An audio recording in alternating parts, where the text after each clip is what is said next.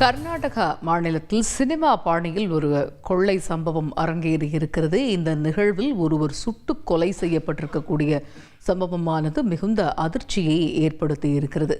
இது பற்றிய கூடுதல் விவரங்களை அறிவோம். எமது செய்தியாளர் பாரதி ராஜா இணைகிறார். பாரதி, வணக்கம். இந்த சம்பவத்தினுடைய முழு பின்னணி என்ன? இதில் யார் யாரெல்லாம் ஈடுபட்டார்கள்? முழு விவரங்கள் என்ன? கண்டிப்பாக இதில் யார் ஈடுபட்டார்கள் என்ற தகவல் தற்போது வரை கிடைக்கவில்லை. ஆனால் இந்த சம்பவத்தின் முழு பின்னணியை பார்க்கும்போது இது முன்கூட்டியே திட்டமிடப்பட்டதாக போலீசார் முதற்கட்டமாக கருதுகின்றனர்.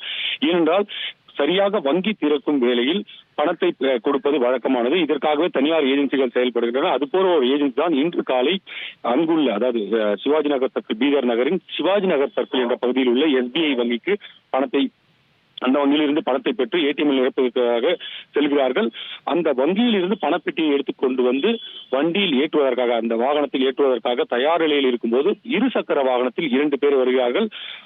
அதில் ஒருவர் துப்பாக்கியை காட்டி, முகமூடி அணிந்து வந்த இருவரும் ஒருவர் துப்பாக்கியை காட்டி முதலில் மிரட்டியிருக்கிறார். ஆனால் அந்த பாதுகாப்பு ஊழியர்கள் அவர்களிடம் இருந்த துப்பாக்கியை எடுக்க முயன்ற போது, என்றால் வழக்கமாக இது போன்ற வாகனங்களில் ஒரு செக்யூரிட்டி இருப்பார்கள், அவரிடம் துப்பாக்கி இருக்கும்.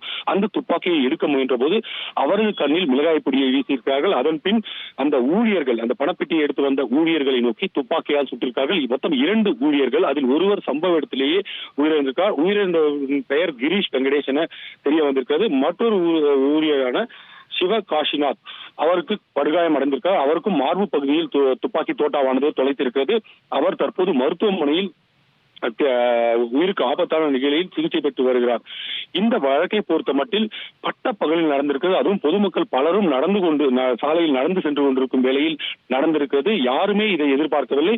அந்த கொள்ளையர்கள் மிகவும் சாதாரணமாக அவர்களை சுட்டுக் கொண்டு விட்டு இருசக்கர வாகனத்தில் பணப்பெட்டியை தூக்கிச் செல்லும் காட்சிகள் தற்போது பதிவாகின்றன. இதை அங்கிருந்த பொதுமக்களில் ஒருவர் கூட வீடியோ எடுத்திருக்கார். இந்த வீடியோ ஆதாரங்கள் மற்றும் CCTV காட்சிகளை ஆய்வு செய்து தற்போது போலீசார் குற்றவாளிகள் யார் என கண்டறியும் முயற்சியில் ஈடுபட்டிருக்கிறார்கள். அது மட்டுமல்ல, அவர்கள் எங்கிருந்து வந்தார்கள், அவரது வாகன பதிவுகள் உண்மையானதா என்பது உள்ளிட்ட பல்வேறு விசாரணைகள் தற்போது நடைபெற்று வருகிறது. ஒட்டுமொத்தத்தில் இந்த சம்பவமானது தற்போது அந்த பகுதியில் மிகப்பெரிய ஒரு பரபரப்பை ஏற்படுத்துகிறது. அதுவும் பட்ட பகலில் நிகழ்ந்திருப்பது பார்க்கும்போது இது சினிமா ஷூட்டிங்கா என்று கூட சிலருக்கு தோன்றியிருக்கும். ஆனால் இது ஒரு உண்மையான சம்பவம் என்று அறிந்த பின்னர் அந்த பகுதி மக்களே அதிர்ச்சி அடைந்தார்கள் என்றால் அது மிகையாகாது.